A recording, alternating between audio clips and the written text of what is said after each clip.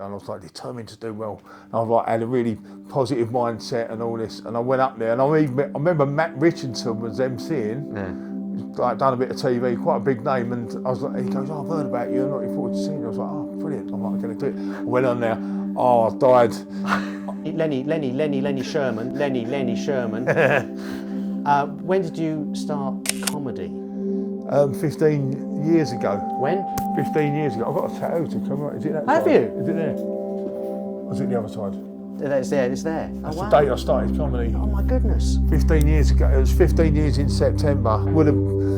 It did upset the flow of it, but yeah, it was just funny how that happened. That was probably the best gig I was ever had in my life, and up to that point, anyway, so I still had a good gig.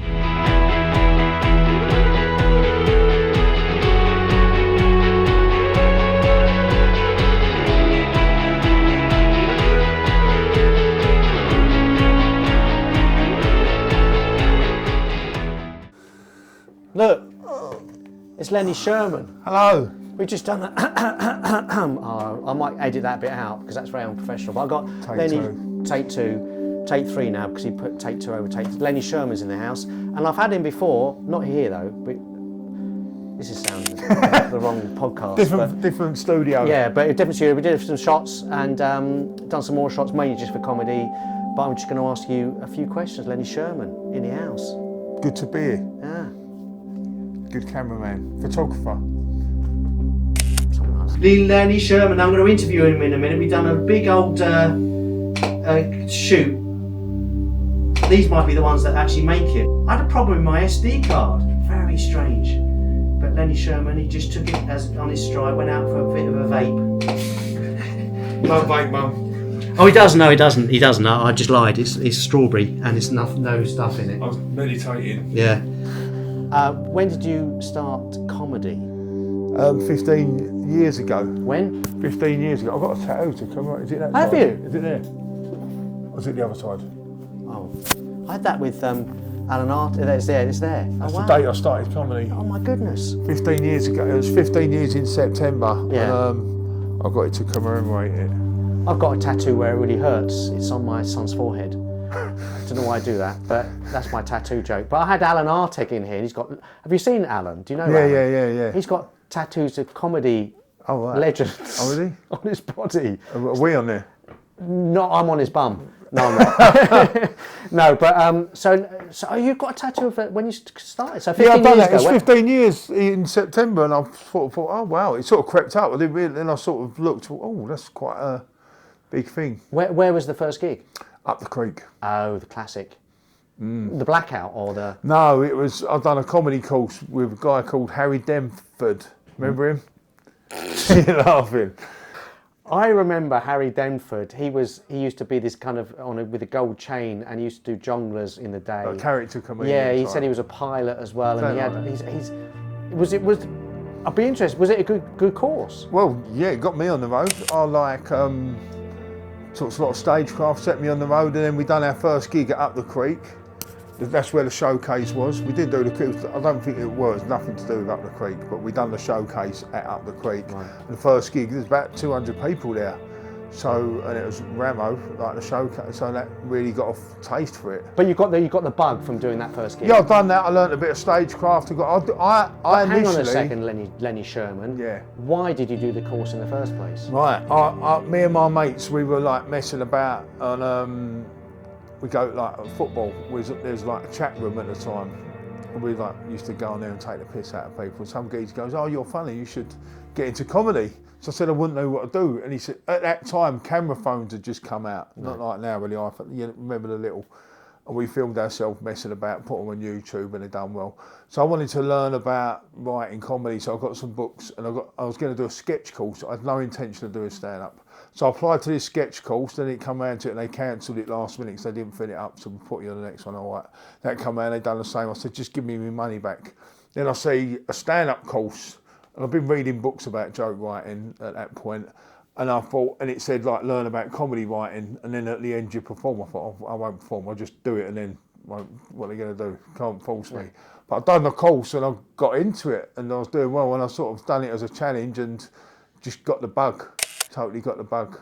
Up the Creek is a phenomenally good. I played it in the old days with Malcolm Hardy when he was there, and it could be a tough gig, but they've changed it all around now, so it's very good. So talking about good and bad gigs, so best worst gigs, which one do you want to do first? I'll do the worst. I remember when I was about 9 months in, I'd done a competition, Jongleurs Comic Idol, and I'll come runner up in that. And they signed me. And I thought I was Peter Kay. But then it weren't, and then they give me like 10 spots, and I was doing well on them. And I've not been going long. I had about 5 minutes solid, but it was very one-dimensional. And most of the time it'd go well, but if it didn't, I didn't really know a way out at that point. I didn't have the skills or the experience to get out of it. Anyway, so I'd done this one gig for them. But like, they give me a batch of 10 gigs, and I've done this one gig. That's all like middle spots, and I died on my arse. Whereabouts? It was Jongleurs. What's that one? Bow? No, it was up by the Comedy Store, around that sort of way, in the sports bar. Oh, that's one. Yeah, I never played that. It was on a crate. Yeah, but that was one of the hardest gigs of theirs. Yeah, but it was. Yeah. Anyway, I'd done that, and I was very positive, and I said, I said, don't worry, you're back there again in 2 weeks, we come and watch it. And I was like determined to do well. And I was like, had a really positive mindset and all this. And I went up there, and I remember Matt Richardson was emceeing, like done a bit of TV, quite a big name. And I was like, he goes, I've heard about you, I'm looking forward to seeing you. I was like, oh, brilliant, I'm like, going to do it. I went on there, I died. Like, they didn't just not laugh. I remember they just began talking as if I weren't even there. That's the worst. Is like not like getting low laughs or not like, but they was just talking amongst themselves. And I was still new, and I was very one-dimensional. I'm just like very scripted, and do you know what I mean? And I remember it was like on a little pallet. And I remember I even knocked me water over. But I could hear it going. There's a bottle, and it's going glug glug glug. I can still hear that noise now. And if someone picked it up, but that was the worst gig by far. But I remember that distinctly. And I was really determined, like really into positive thinking, and really wanted to do well. But I look back now, it's just inexperience. What about best gig? Backyard on a Sunday, Crazy Ginger Cabbie gig. And he has like about 300, Phil bangs it out, about 300 odd people, like wild crowd, all like Essex, East London type crowd. Is that your crowd, do you think? Probably, yeah. I like to play. I haven't particularly got a crowd, but that's I like it, like wild crowd. Anyway, I was killing it. Right, I'm about 10 minutes in of a 20 spot, killing it. Like really, I remember someone else said on a couple of said, I've never seen anyone kill it. Like, and then I got to one joke. I'd done the setup, and I completely forgot the punchline. And I've been doing a joke a long time. I was flying, and I've got done.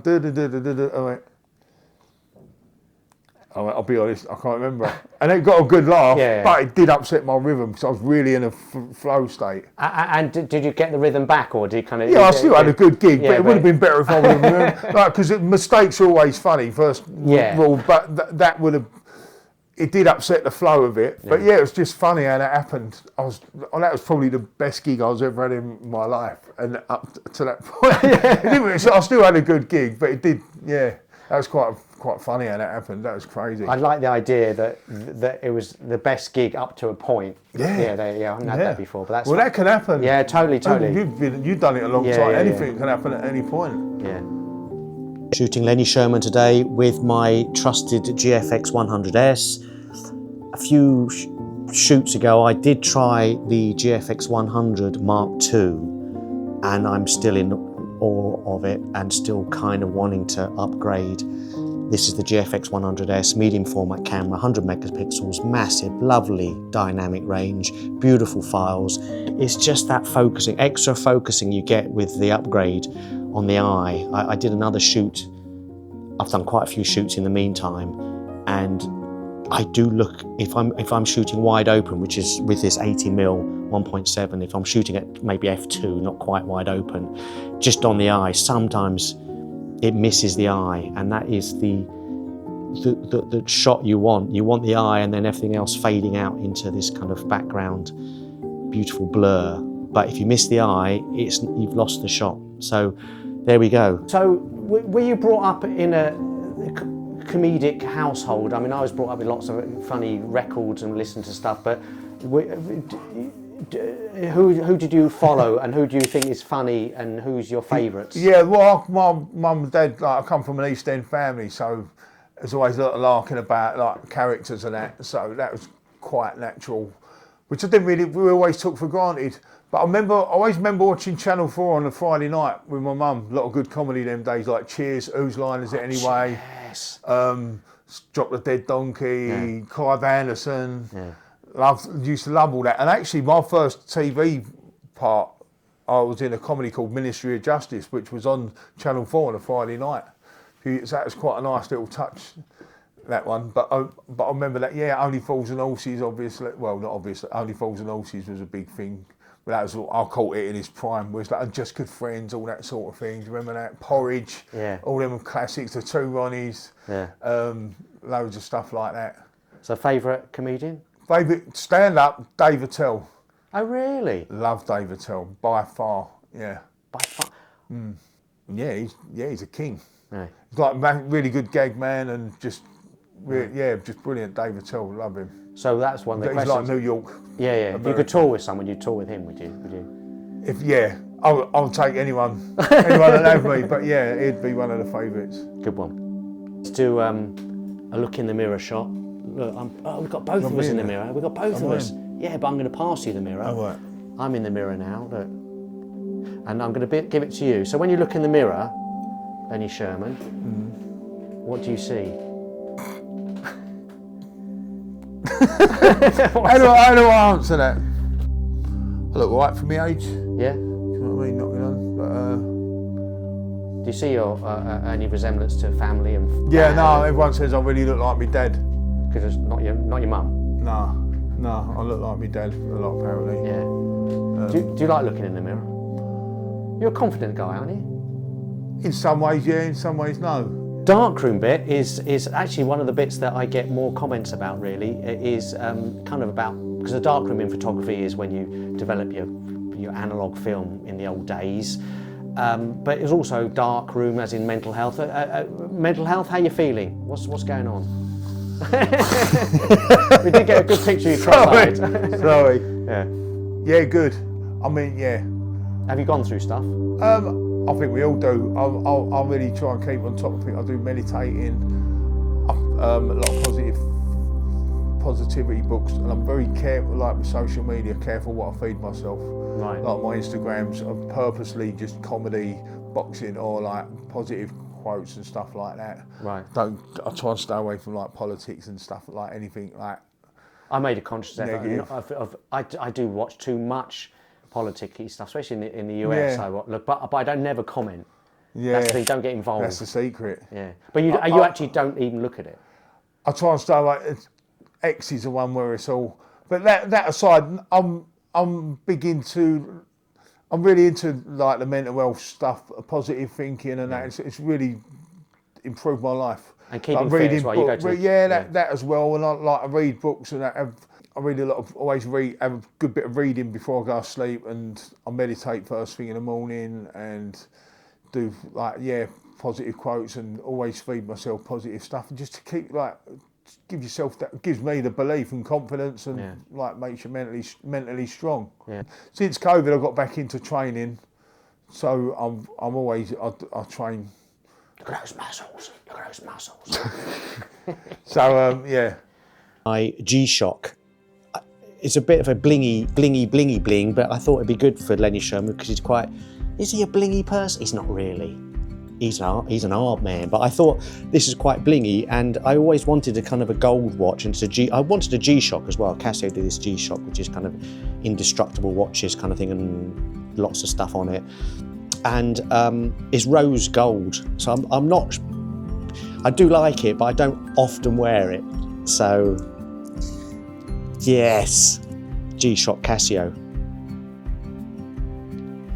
I noticed you are wearing a watch, but you don't wear a watch in daily life, but you said you wear it on stage. And because I talk about watches, and I just mentioned my watches was the this is a bit of a bling one because I thought I'd do a bling one with Lenny Sherman because Lenny's a Yeah. bit blingy. Oh, am I? It's just a Casio Showing off. G-Shock. Very nice. It's all right actually. I'll put the link on, but Is it digital? it's digital, but it's all right. It's got a digital one. It's got the thing. Yeah. It does all world time and everything else. But you've got what's that? I don't know what make it is. It's just cheap. The reason I got that is because it's big when I'm on stage, so I can see how long I've done. We have a lot of people doing that. I can't even see what the make is. I don't know what the make is, so that's my stopwatch. It's quite nice and big. Yeah. So I'll have a little glance. I'm 15 minutes over. Does it vibrate for you as well? I had one of them ones years ago when I first started. I think a lot of people when they first start must get a vibrating watch. Yeah, you don't yeah. really. Yeah. No, so I'll get a rough idea because it depends how I'll do it. I'll look at the time. I'll do a bit or some bits and I'll look and go, oh, I've got 3 minutes for it. Oh, right. And in mind, I'll quickly compute what I can do. So the watch is purely functional. You just want it just because you For stand up, yeah. Just to keep track of how long I've done. Sherman, Lenny Sherman. I don't know what you were doing before comedy, and I know you're doing acting and comedy now. But what's your dream job? I know it sounds like comedy is your dream job, but is there anything else when you were a kid or what you'd like to do? Boxing? No, I really struggled with that. Really? Really, yeah. Sorry to be. No. I really struggled, and that's when I found comedy. I thought, fucking hell, why didn't I think of this earlier? Seriously? If I could turn the clock back at school, I would have done creative writing and drama. Really? And just thrown myself into that. If I could turn the clock, I did not see it. What did you end up doing for all those years? I worked as a bouncer, believe it or not. A bouncer? Bouncer. I would never guess that. A little while in the printing game. I was in the printing for a little while. Done a bit of labouring. Yeah. Stuff like that. So you've just been kind of flitting around until you found this. Yeah. So this really is your dream job. Yeah, definitely. I love stand up. It's what I like. Selfie time. Actually, I could put it here, couldn't I? Because I'm always confused about how to do a selfie. Oh, you got that light there. That good. It'd be a shit. Oh, it's for video. Oh, damn. I'll put it on video. Let me put it on. Gorgeous. Fair. Light above us. Cheers, mate. Lovely. What you're doing next? You're doing your show? So yeah, no, I'm doing my show, One of the Good Guys, at the Museum of Comedy, Saturday the 25th of July, 7:30. Get your tickets. I think they're only a tenner. Go and see Lenny Sherman. No, it'll be a good show. Come along. Lenny Sherman. Come along.